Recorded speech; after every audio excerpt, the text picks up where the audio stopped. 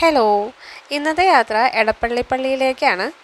അപ്പോൾ സാധനങ്ങളൊക്കെ റെഡിയാക്കി വെച്ചിട്ട് നമ്മളിതാ പോയിക്കൊണ്ടിരിക്കുകയാണ്. ശനിയാഴ്ച ഞാൻ ഒന്ന് പോയി വന്നതാണ്. പക്ഷെ ഞാനൊട്ടും സാറ്റിസ്ഫൈഡ് ആയിരുന്നില്ല രാത്രിയായി വന്നപ്പോൾ. പക്ഷെ എനിക്ക് അവിടെ നിന്ന് ഒട്ടും പോരാൻ തോന്നുന്നുണ്ടായിരുന്നില്ല. എനിക്ക് എൻ്റെ വീട് കഴിഞ്ഞാൽ ഏറ്റവും പോസിറ്റീവായിട്ട് തോന്നിയിട്ടുള്ളൊരു സ്ഥലം എടപ്പള്ളി പള്ളിയാണ്.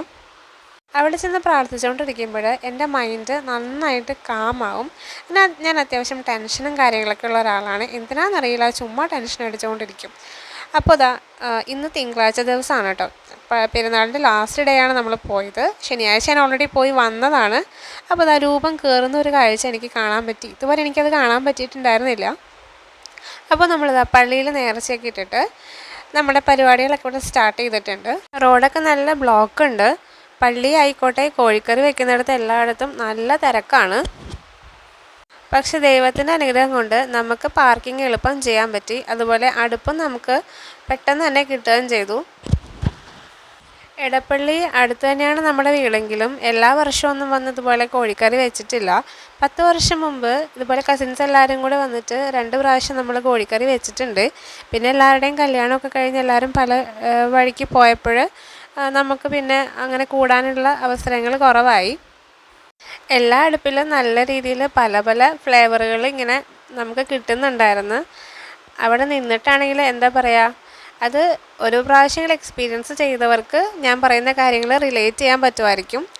അപ്പോൾ നമ്മുടെ കറി ഇവിടെ റെഡി ആയിട്ടുണ്ട്. നമ്മൾ ഭക്ഷണമൊക്കെ കൊണ്ടുവന്നിട്ടുണ്ടായിരുന്നു.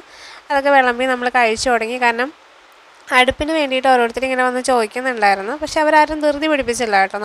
ഇവിടെ കൊണ്ടുവന്ന് ചിക്കൻ എങ്ങനെ കറി വെച്ചാലും നല്ല ടേസ്റ്റ് ആയിരിക്കും. അതിവിടെ വന്ന് എക്സ്പീരിയൻസ് ചെയ്തിട്ടുള്ളവർക്ക് അത് റിലേറ്റ് ചെയ്യാൻ പറ്റും.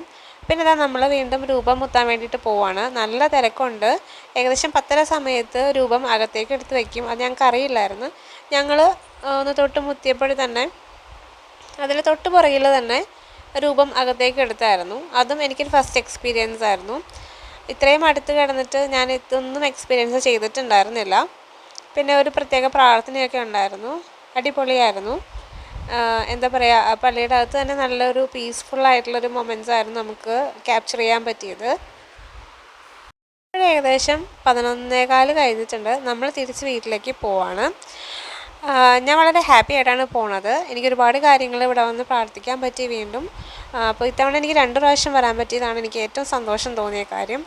അപ്പോൾ ഒരു പ്രാവശ്യമെങ്കിലും ഇവിടെ വന്ന് എക്സ്പീരിയൻസ് ചെയ്യേണ്ട ഒരു കാര്യമാണ് ഇവിടെ വന്നിട്ട് കോഴിക്കറി വെക്കുക എന്നുള്ളത്. അതുപോലെ ഈ പള്ളി വിസിറ്റ് ചെയ്യാൻ ഒരു മസ്റ്റ് വിസിറ്റ് ആയിട്ടുള്ള പ്ലേസാണ്. അപ്പോൾ ഈ വർഷം ആഗ്രഹിച്ചിട്ട് വരാൻ പറ്റാത്തവർക്ക് അടുത്ത വർഷം വരാൻ പറ്റട്ടെ എന്ന് ഞാൻ ആശംസിക്കുകയാണ്. അപ്പോൾ നമുക്ക് അടുത്തൊരു വീഡിയോയിൽ വീണ്ടും കാണാം. Okay, bye bye.